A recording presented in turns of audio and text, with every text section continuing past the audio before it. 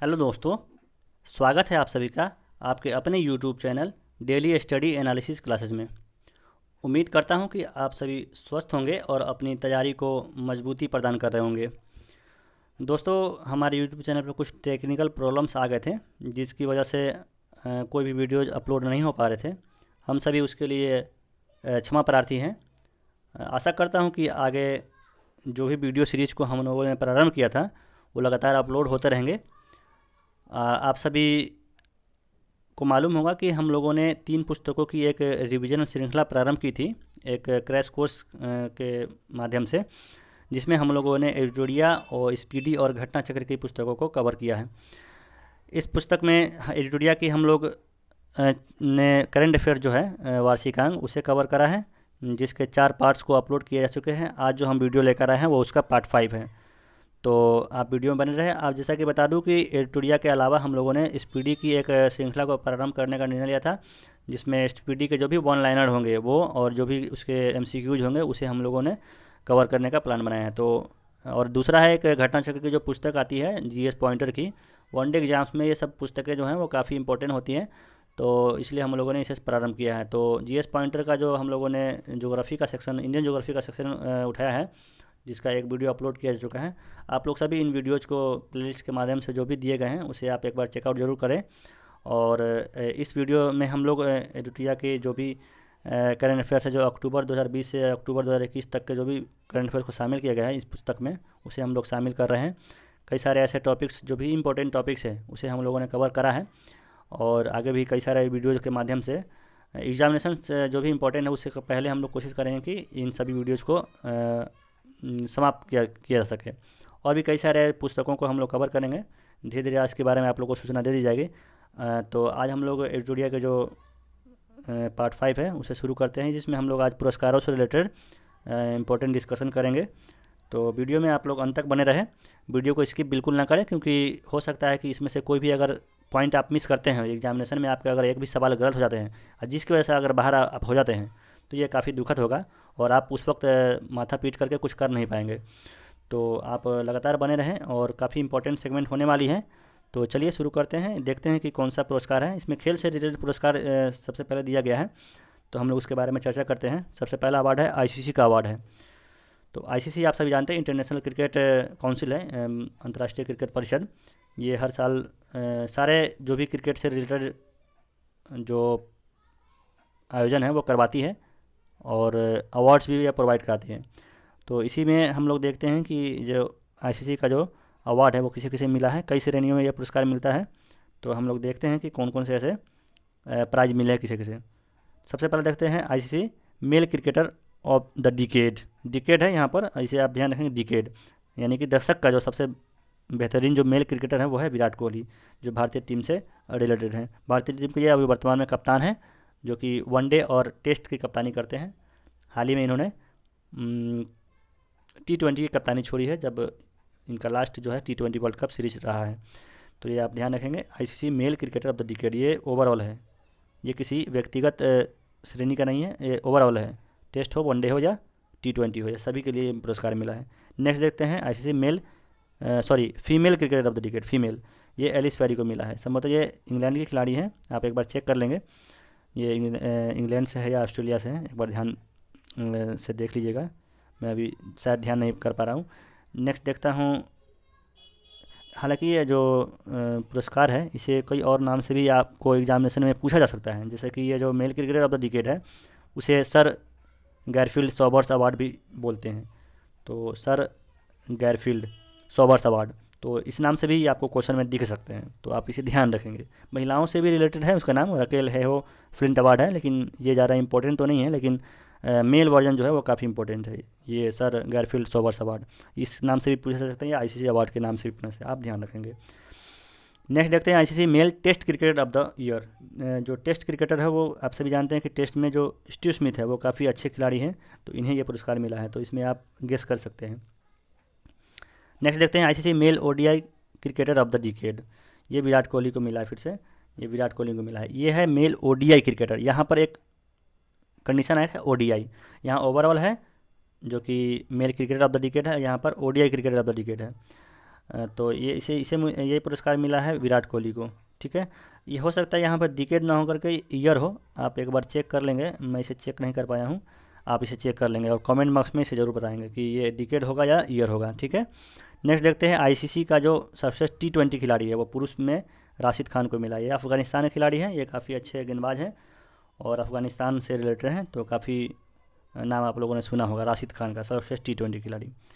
Next देखते हैं दशक का स्पिरिट ऑफ क्रिकेट, यानी खेल भावना के लिए जो अवार्ड मिलता है, स्पिरिट खेल भावना, तो उसके लिए यह पुरस्कार महेंद्र सिंह धोनी को मिला है। ये भारतीय क्रिकेट के पूर्व कप्तान हैं और हाल ही में जो भारतीय दल गई थी टी20 खेलने वर्ल्ड कप, उसमें मेंटोर की भूमिका महेंद्र सिंह धोनी ने निभाई थी। इन्हें लास्ट टाइम में इन्हें मेंटोर की भूमिका दी गई थी।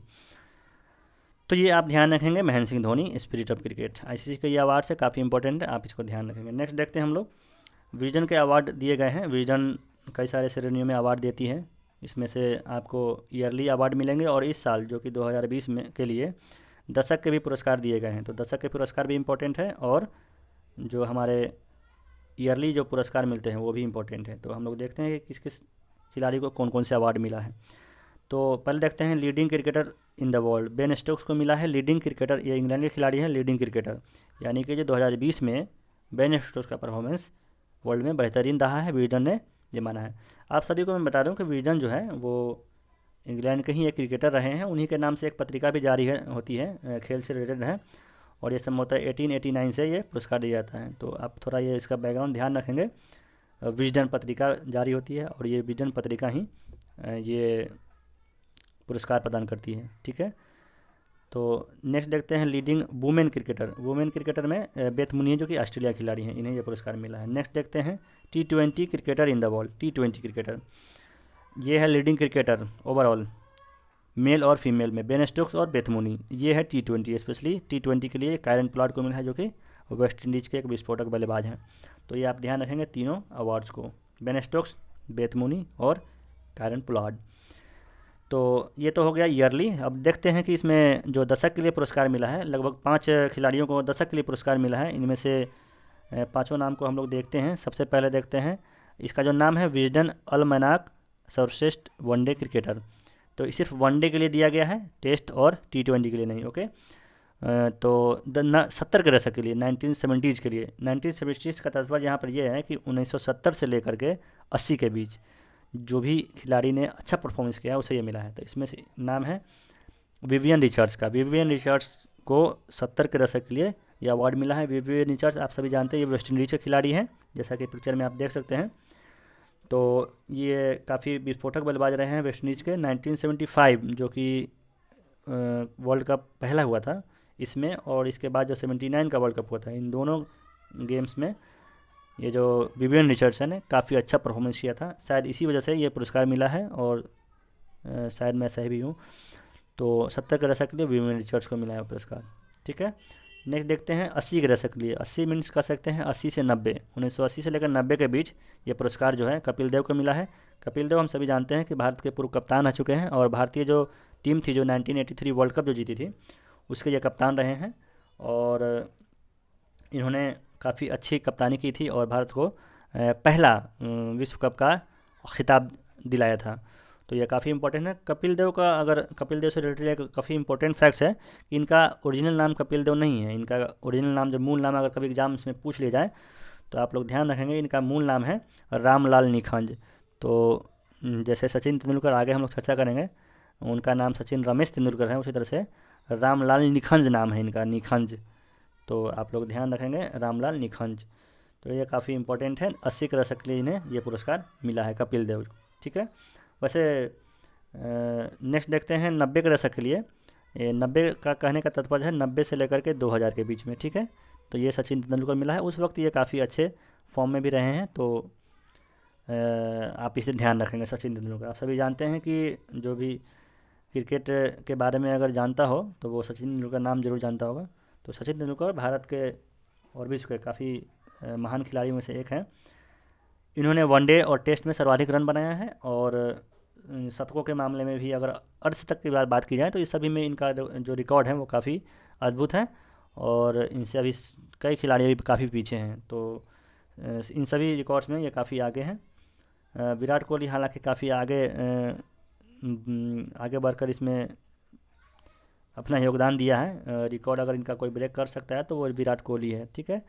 तो आप लोग ध्यान रखेंगे सचिन तेंदुलकर 90 के दशक के लिए, ठीक है। देन नेक्स्ट देखते हैं 2000 के दशक के लिए मुथैया मुरलीधरन को मिला है। मुथैया मुरलीधरन नाम आप अगर नहीं जानते हैं तो मैं बता दूं कि ये श्रीलंका के खिलाड़ी हैं। श्रीलंका के ये महान स्पिनर है, ऑफ स्पिनर है ये, और इन्होंने लगभग 800 से के लगभग में टेस्ट विकेट और 500 से अधिक जो है वो वनडे विकेट इन्होंने हासिल किया है। हालांकि विजडन के जो ईयरली जो अवार्ड मिलते हैं उसमें 2002 में इन्हें ये अवार्ड भी दिया गया था विजडन की, ठीक है, 2002 में। तो आप देख सकते हैं वही वही दशक है, 2000 से लेकर के 2010 के बीच का ये, इसके बीच के लिए इन्हें ये पुरस्कार मिला है, तो ये आप ध्यान रखेंगे। नेक्स्ट देखते हैं 2010 के दशक के लिए 10 विराट कोहली को मिला है। तो 10 के दशक के लिए अगर विराट कोहली को मिला है 2010 से लेकर के 2020 के लिए, ठीक है। ये 20 में 10 से 20 के लिए, तो 2021 में ये पुरस्कार मिला है, ये इसलिए ये लास्टली 2010 से 20 को कवर किया। विराट कोहली को ये पुरस्कार मिला है। अगर नेक्स्ट पुरस्कार अगर अगर दिया जाए ये दशक के लिए तो वो 2030-31 में मिल सकता है, ठीक है। तो 10 साल के लिए मिलेगा। तो जो भी 2020 से लेकर के 2030 के बीच में जो भी परफॉर्मेंस अच्छा करेंगे उन्हें यह पुरस्कार मिलेगा नेक्स्ट। तो ये रहा जो भी विजन के द्वारा विजन अल्मनक सर्वश्रेष्ठ वनडे क्रिकेटर का जो दशक अवार्ड है वो।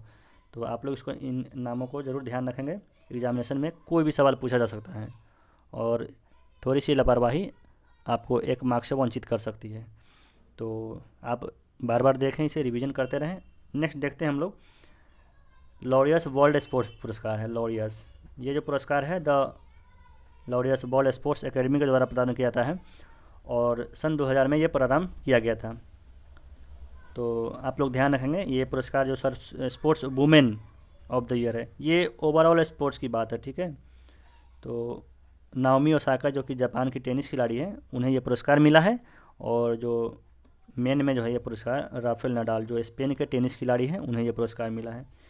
आप सभी जो भी स्पोर्ट्स से रिलेटेड सवाल बनते हैं, काफ़ी ऐसे सवाल बनते हैं जिसमें कि जो भी आयोजन है उनसे हो गया, स्पोर्ट्स में जो पर्सन है जो भी खिलाड़ी है उनके नाम, उनके खेल के नाम, कौन सा अवार्ड जीता, कौन सा खेल जीता है, ये सारे सवाल बनाए जाते रहे।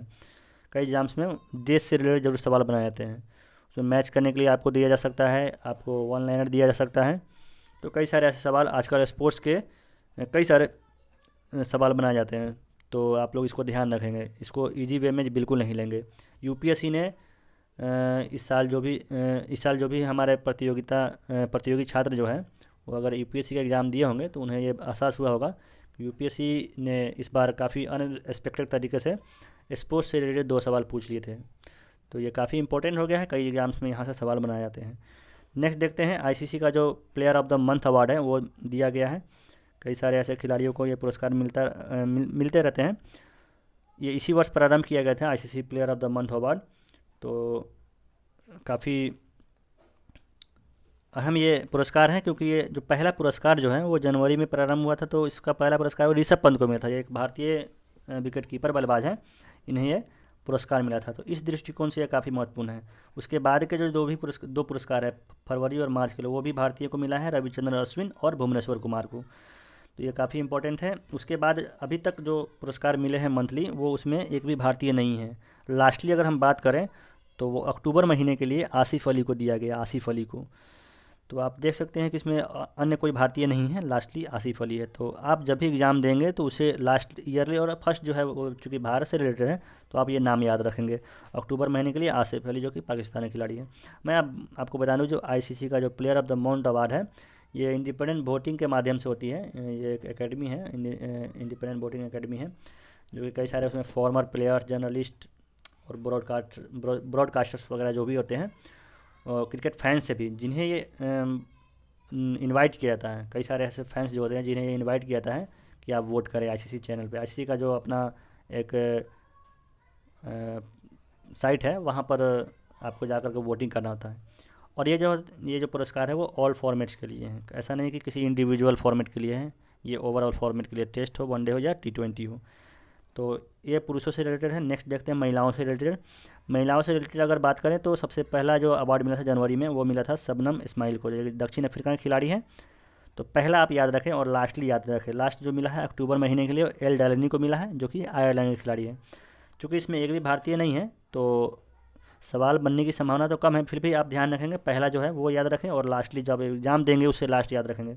अभी अक्टूबर महीने तक अपडेट है, क्योंकि अभी नवंबर चल रहा है तो अक्टूबर तक के पुरस्कारों को दिया जा चुका है। इसी महीने में ये पुरस्कार मिला है एल डेलनी को आयरलैंड की। तो आसिफ अली पुरुषों में और एल डेलनी महिलाओं में ये पुरस्कार मिला है इस महीने अक्टूबर मंथ के लिए। ठीक है, तो ये पुरस्कार हो गए ICC player of the month award. ठीक है, ये इसी साल प्रारंभ हुआ है, तो ये इंपॉर्टेंट हो सकता है, आप इसे ध्यान रखेंगे, इससे सवाल बनाए जा सकते हैं। ठीक है, नेक्स्ट देखते हैं कि खेल से संबंधित कई सारे अन्य पुरस्कार भी दिए गए इसमें, तो उन्हें हम देख लेते हैं कि कौन कौन से ऐसे पुरस्कार हैं जो कि दिए गए हैं। जून 21 में भारत के महान क्रिकेटर जो बीनू मांकर हैं, इन्हें आईसीसी हॉल ऑफ फेम में शामिल किया गया है। कुछ अन्य खिलाड़ी भी है, जैसे कि कुमारा संगारा है, श्रीलंका का खिलाड़ी है। एंडी फ्लावर है, जो कि संभवतः ऑस्ट्रेलिया या इंग्लैंड के खिलाड़ी होंगे। आप इसे एक बार देख लेंगे, उन्हें यह पुरस्कार मिला है। तो हम लोग वीनू मांकर को ध्यान में रखेंगे, चूँकि ये भारतीय के महान क्रिकेटरों में से एक है। वीनू मांकर ट्रॉफी भी खिलाता है जो कि क्रिकेट से रिलेटेड है। यहाँ से भी सवाल बनाते हैं कि वीनू मांकर जो प्रतियोगिता है वो किनके नाम पर शुरू है। ठीक है, ये किस खेल से संबंधित है, मतलब ऐसे सवाल बनाए जाते हैं। नेक्स्ट देखते हैं एटियन ग्लिच पुरस्कार। तो ये हॉकी इंडिया को मिला है, ये ग्लिच पुरस्कार, जो भारत में हॉकी के खेलों के विकास के एवं अभिवृद्धि के लिए पुरस्कार मिला। ठीक है, तो ये एक अवार्ड मिला है। नेक्स्ट देखते हैं जो ऑस्ट्रेलिया के मेलबोर्न में एक बॉक्सिंग डे टेस्ट मैच आयोजित हुआ था, उसमें अजिंक्य रहाणे को जॉनी मुलाग पदक से सम्मानित किया गया है। तो जॉनी मुलाग जो है वो ऑस्ट्रेलिया के पूर्व कप्तान रहे हैं, उन्हीं के नाम पर यह पुरस्कार दिया जाता है। तो जॉनी मुलाग बहुत ही इंपॉर्टेंट तो नहीं है, बस आप नाम ध्यान रखें, अजिंक्य रहाणे को मिला है। नेक्स्ट देखते हैं कि जो लुइस हैमिल्टन है वो ब्रिटेन की जो महारानी एलिजाबेथ ने सर्वोच्च नागरिक सम्मान जो नाइटहुड है, वो वही नाइटहुड जो आप लोग हिस्ट्री में पढ़ते हैं, वही नाइटहुड पुरस्कार है। ये ब्रिटिश फार्मूला 1 ड्राइवर है लुइस हैमिल्टन। ठीक है, उन्हें यह पुरस्कार मिला है। ठीक है, तो ये कुछ इंपॉर्टेंट अन्य पुरस्कार हैं। इंपॉर्टेंट तो कई सारे हम लोग चर्चा कर लिए हैं, ये कुछ अन्य पुरस्कार थे जिन्हें हमने कवर किया। ठीक है, नेक्स्ट देखते हैं कि ये तो हमको लगता है कि खेल से रिलेटेड सवाल अब यहाँ पे टॉपिक ख़त्म हो गए हैं। आगे दिया हुआ है पर्यावरण और ऊर्जा से संबंधित। तो पर्यावरण और ऊर्जा से संबंधित जो भी पुरस्कार होंगे यहाँ पे कवर किया गया है। देखते हैं कि कौन कौन से ऐसे अवार्ड हैं। सबसे पहला देखते हैं right livelihood award. Right livelihood award ये पुरस्कार जो है लगभग 1980 से प्रारंभ किया गया था और ये प्रतिवर्ष लगभग दिया जाता है। ये इस वर्ष जो है वो लाइफ फाउंडेशन को दिया गया है। Life foundation it means legal initiative for forest and environment. ये लाइफ है, दिल्ली का एक पर्यावरण संगठन है, इसे यह पुरस्कार मिला है। ये पुरस्कार जो है वो स्वीडन का जो है वैकल्पिक नोबेल पुरस्कार के भी नाम से जाना जाता है। तो स्वीडन का ये आप सभी जानते हैं कि ये जो पर्यावरण से रिलेटेड सवाल ये पुरस्कार है। ठीक है, तो आप इसे ध्यान रखेंगे। नेक्स्ट देखते हैं जो अर्थ शॉट पुरस्कार है। अर्थ शॉट पुरस्कार जो है वो लगभग 5 श्रेणियों में पुरस्कार प्रदान किए जाते हैं और ये पुरस्कार जो है इसी वर्ष प्रारंभ हुआ है। 2021 से लेकर 2030 के लिए ये पुरस्कार मिला है। इसमें 2 भारतीय परियोजनाओं को शामिल किया गया। कुल 5 परियोजनाओं को शामिल किया गया था, जिसमें से 2 भारतीय हैं, इसलिए ये इंपॉर्टेंट है, यहाँ पर शामिल किया गया है। पहला देखते हैं solar powered ironing card project है। तमिलनाडु के एक छात्रा हैं जिनके द्वारा यह डिज़ाइन किया गया था ये प्रोजेक्ट। और नेक्स्ट है एग्रीकल्चर वेस्ट रिसाइकलिंग कॉन्सेप्ट, ये दिल्ली के एक उद्यमी के द्वारा प्रारंभ किया गया था।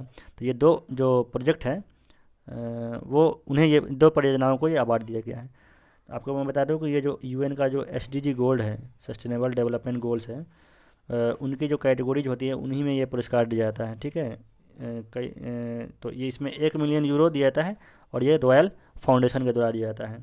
ठीक है, नेक्स्ट देखते हैं हम लोग international young eco hero award. ये जो है यंग इको हीरो अवार्ड ये एक्शन फॉर नेचर के द्वारा आता है, AFN के द्वारा दिया जाता है, AFN के द्वारा। ठीक है, आप इसे ध्यान रखेंगे, AFN द्वारा, यहाँ पर नहीं दिया हुआ है। AFN एक्शन फॉर नेचर के द्वारा दिया जाता है। ये US बेस्ड है, उसके द्वारा ये लगभग 2003 से ये प्रारंभ है। तो कुछ एग्जाम्स में यहाँ से सवाल बनाए गए, SSC वगैरह एग्जाम में यहाँ से सवाल बनाए गए हैं। किसे मिला है पुरस्कार देखते हैं। आयान संगटा महाराष्ट्र के पर्यावरण कार्यकर्ता है। ये 12 वर्षीय है मात्र। तो ये एक्चुअली में ये पुरस्कार भी तो है, ये पुरस्कार जो है वो 8 से 12 वर्ष की कैटेगरी में ही दिए जाते हैं, ठीक है। 8 से 12 वर्ष की कैटेगरी में जो भी हमारे युवा जो इन्वायरमेंट एक्टिविस्ट हैं उन्हें ये पुरस्कार देता है। जो भी पर्यावरण संरक्षण के लिए जो भी कार्य करते हैं उन्हें ये पुरस्कार दिया जाता है। ये जो अयान संगठन को जो पुरस्कार मिला है वो पवई झील जो है उसके संरक्षण और पुनरुद्धार के लिए मिला है, पवई झील के, ठीक है। तो आप इसे ध्यान रखेंगे। नेक्स्ट देखते हैं अफ्रीका खाद्य पुरस्कार, ठीक है। अफ्रीका खाद्य पुरस्कार देखते हैं। इसे द यारा प्राइज के भी नाम से जाना था। पहले ये यारा प्राइज के नाम से दिया जाता था 2005 से, लेकिन 2016 में इसे अफ्रीकी खाद्य पुरस्कार के नाम से दिया जाने लगा, ठीक है। अंतर्राष्ट्रीय फसल अनुसंधान संस्थान जो इक्रिसैट है, हैदराबाद की जो संस्था है, उसे यह पुरस्कार मिला है क्योंकि इन्होंने इस संस्था ने सब सहारा अफ्रीका रीजन में लगभग 13 देशों में जो भी खाद्य जो सामग्री है वो मुहैया कराई थी, तो उन्हें यह पुरस्कार मिला है ये 2021 में, ठीक है। तो नाम याद रखें इक्रिसैट को, अंतर्राष्ट्रीय फसल अनुसंधान संस्थान इक्रिसैट हैदराबाद को, ठीक है। नेक्स्ट देखते हैं लैंड फॉर लाइफ अवार्ड, ठीक है। लैंड फॉर लाइफ ये जो अवार्ड है वो फैमिलियर फॉरेस्ट्री को मिला है, ठीक है। राजस्थान के पर्यावरण संगठन है फैमिलियर फॉरेस्ट्री। ये जो संस्थान है वो श्याम सुंदर ज्ञानी जी की है, ठीक है। कभी कभी कई जगह पे ये देखने को मिला है कि ये नाम में श्याम सुंदर ज्ञानी जी का ही नाम दे दिया जाता है, तो आप लोग यहाँ मिसजज नहीं करेंगे, आप लोग ध्यान रखेंगे ये पुरस्कार जो संगठन को मिला है, न कि किसी व्यक्तित्व को, ठीक है। फैमिलियल फॉरेस्ट्री जो कि श्याम सुंदर जी की एक संगठन है, राजस्थान से रिलेटेड, पर्यावरण से रिलेटेड संगठन है।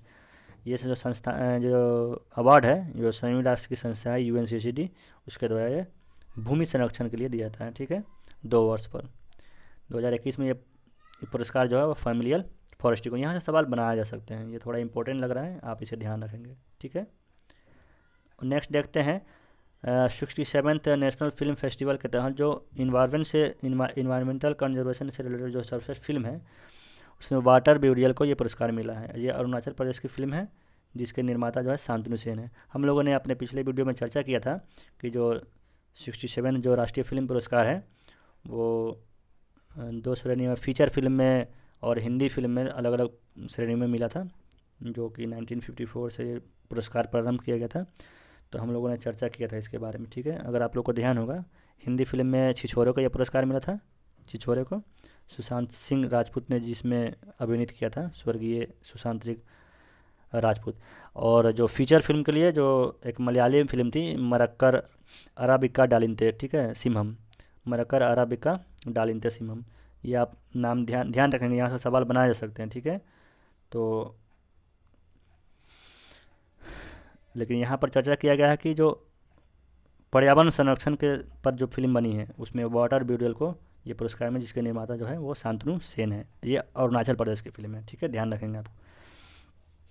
नेक्स्ट देखते हैं nature TTL photographer of the year, ठीक है। ये पुरस्कार जो है थॉमस विजन को मिला है। थॉमस विजन जो कि केरला से रिलेटेड है,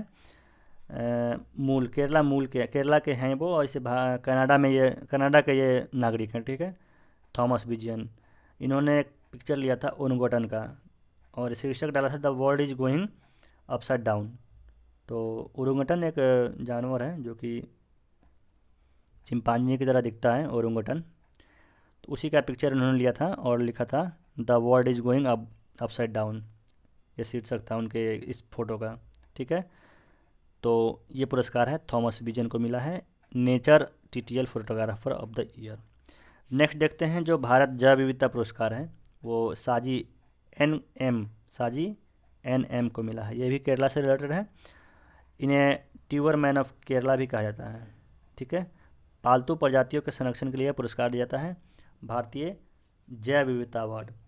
ये इम्पोर्टेंट है क्योंकि आप सभी जानते हैं कि जो इंटरनेशनल बायोडाइवर्सिटी जो है डे है वो संभवतः 22 मई को मनाया जाता है, 22 मई को। ये भी एग्ज़ाम में पूछे जाते हैं, तो 22 मई का दिन आप ध्यान रखेंगे, इसी दिन को यह भी पुरस्कार शायद मिलता है, तो आप इसको ध्यान रखेंगे। 3 कैटेगरी में ये पुरस्कार मिलता है, पर्यावरण वन मंत्रालय और नेशनल बायोडाइवर्सिटी अथॉरिटी और जहाँ तक मैं बात करूँ यूएनडीपी, हाँ यूएनडीपी, ये इन तीनों संस्थाओं के द्वारा ये पुरस्कार दिया जाता है। तो ये इम्पोर्टेंट है लगभग 2012 से, जब 2012 में कॉप मीटिंग हुआ था, दिल्ली में शायद हुआ था ये कॉप मीटिंग, तो उस समय ही ये पुरस्कार प्रारंभ किया गया था। ठीक है, तो इस साल जो है साजी एनएम को मिला है। कई सारे श्रेणी में होगा, बिहार से रिलेटेड जो भी एग्ज़ाम देने जाएंगे उनसे उनके लिए एक फैक्ट है कि वाल्मीकि जो tiger reserve, sorry Valmiki reserve जो है, वाल्मीकि रिजर्व, हाँ, तो वो जो भारत नेपाल बॉर्डर पे है, वेस्ट चंपारण में है, उसे भी ये पुरस्कार मिला है। ठीक है, अगर व्यक्तिगत तौर पर बात की जाए तो साजी एनएम को मिला है, ये पालतू प्रजातियों के संरक्षण के लिए मिला है। कुल 3 कैटेगरी में मिलता है, तो उसमें से वाल्मीकि रिजर्व को मिला है और ये साजी एनएम केरल, जो केरल के हैं, उन्हें ये पुरस्कार मिला है। तो नेक्स्ट देखते हैं, टेम्पल्टन पुरस्कार है जो कि डेन गुडॉल को मिला है, जानवरों की बुद्धि और मानवता पर अध्ययन करने के लिए मिला है, विशेष करके चिंपैंजी समाज के जो भी बुद्धि और मानवता पर अध्ययन करने के लिए मिलता है।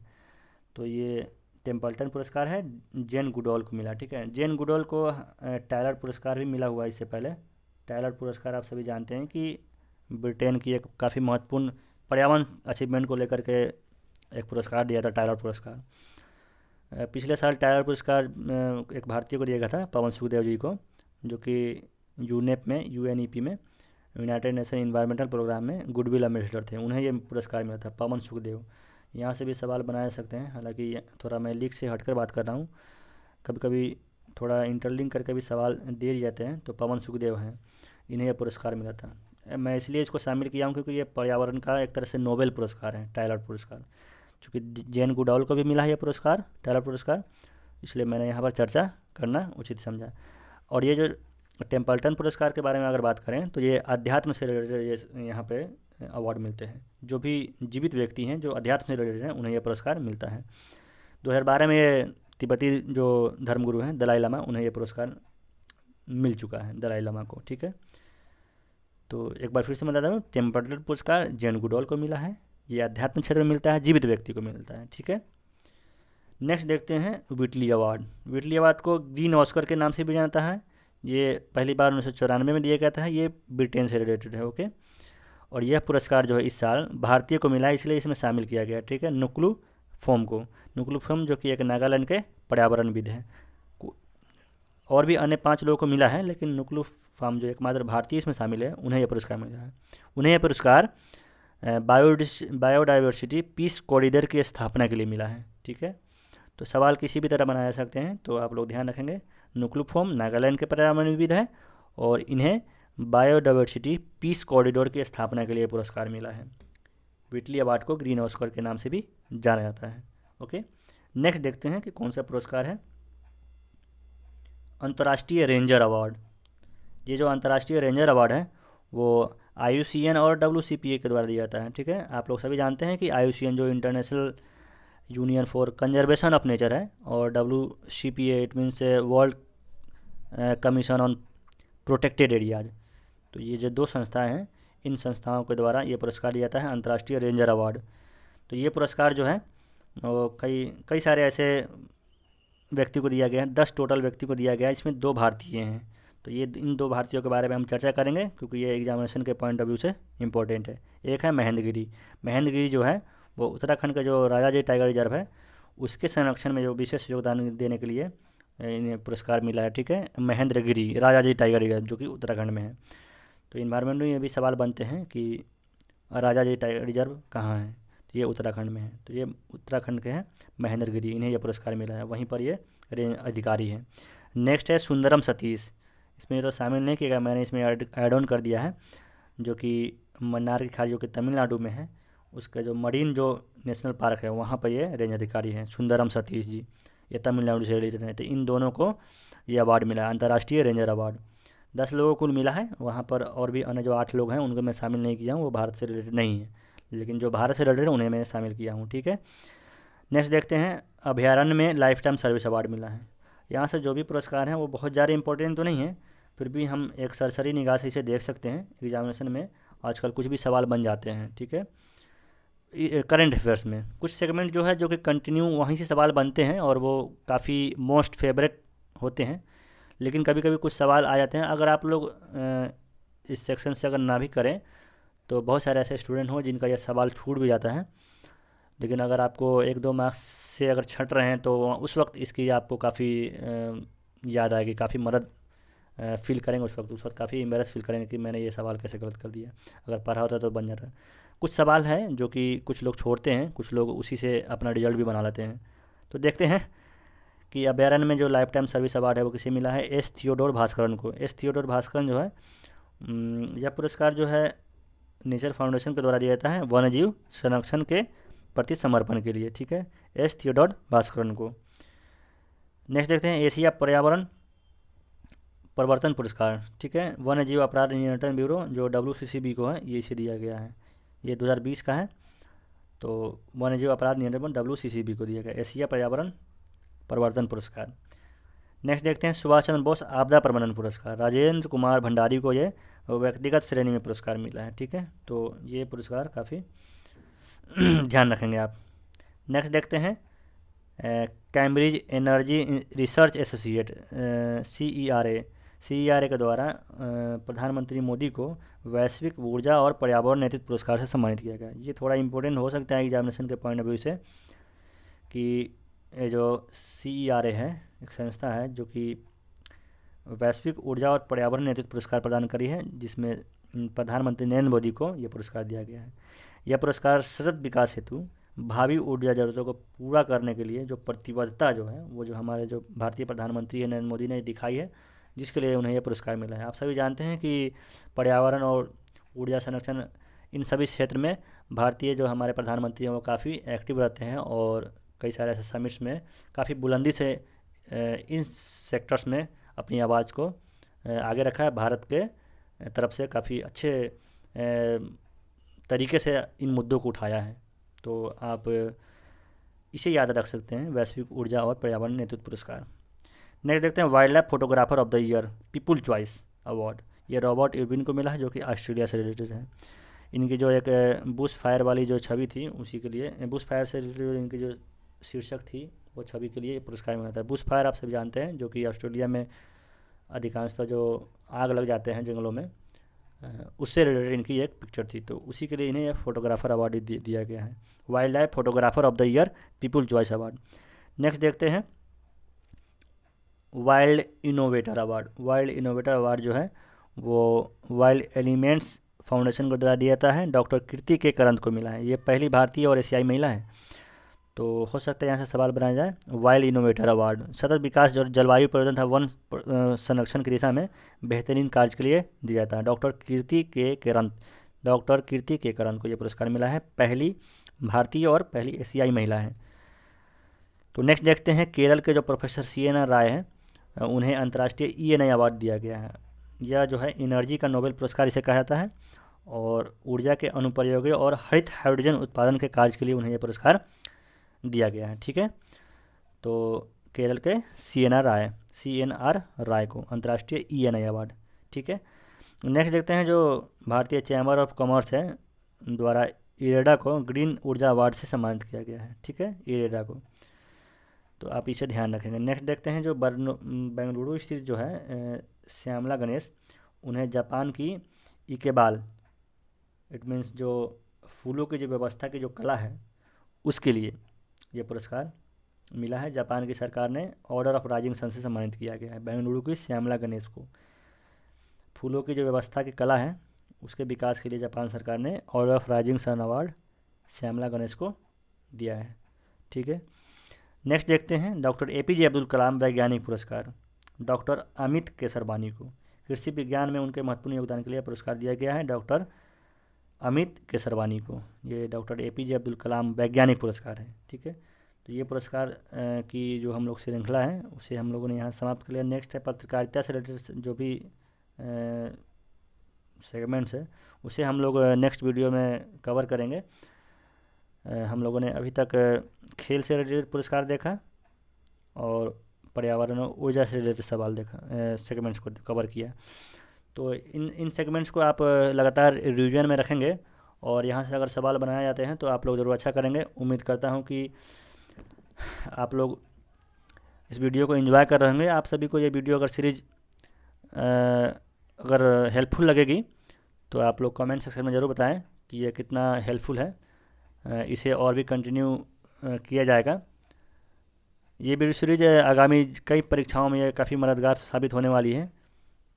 हाँ, रफ्तार थोड़ी ज़रूर कम हो सकती है, लेकिन जो भी होगा इम्पोर्टेंट टॉपिक्स का हम लोग संपूर्ण पोस्टमार्टम करेंगे, है ना। हर एक टॉपिक का इम्पोर्टेंट टॉपिक्स को, हर एक इम्पोर्टेंट टॉपिक्स आपकी पकड़ को मजबूत बनाएंगे, क्योंकि करंट अफेयर्स का रोल काफ़ी अहम होता जा रहा है। लगभग हर एग्ज़ाम्स में करंट अफेयर्स से रिलेटेड सवाल काफ़ी संख्या में बनाए जाते रहे हैं और बनाए जा रहे हैं। तो इस दृष्टिकोण से करंट अफेयर्स को कवर करना, वो भी अच्छे से कवर करना, ताकि एग्जामिनेशन में आसानी से ऑप्शन की ज़रूरत ना पड़े। इस तरह से अगर हम लोग तैयार करें तो ऑप्शन की भी ज़रूरत ना पड़ेगी।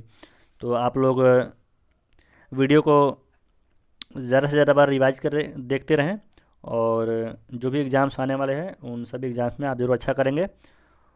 तो बने रहिए हमारे साथ। हम लोग आगे भी कई और भी वीडियोज़ को लेकर आएंगे। तो वीडियो को अभी तक शेयर नहीं किया है, काफ़ी ऐसे स्टूडेंट्स हैं जो कि इन सारे टॉपिक्स से वंचित रह जाते हैं। तो आप सभी अपने दोस्तों में शेयर करें, चैनल को सब्सक्राइब जरूर करें। हमारा एक यूट्यूब चैनल टेलीग्राम ग्रुप है, जहाँ पर काफ़ी इंपॉर्टेंट करंट अफेयर्स और इम्पोर्टेंट नोटिफिकेशंस वगैरह नोटिस जो भी आते हैं उससे अवगत कराया जाता है, और प्रश्न भी वहाँ पर प्रतिदिन डाले जाते हैं, कुछ इंपॉर्टेंट प्रश्न।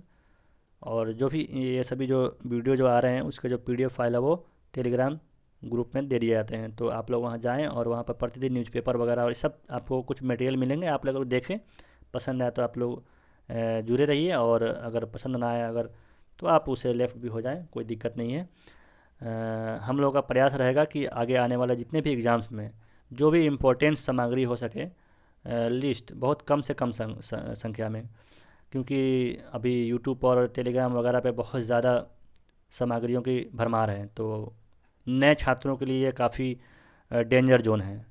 उन्हें काफ़ी सहयोग की ज़रूरत है ऐसे समय में, कहीं वो भटक ना जाए। तो इसलिए बहुत ही अपने साधन को सीमित रखें, अपने पुस्तकों को काफ़ी सीमित रखें, कम पुस्तक पढ़ें, सिलेक्टेड पढ़ें और बार बार पढ़ें। ये सफलता की कुंजी है। तो आप लोग इस तरह से सफलता सुनिश्चित कर सकते हैं। तो बने रहिए, हम नेक्स्ट वीडियो में मिलते हैं आपके साथ। तब तक के लिए धन्यवाद।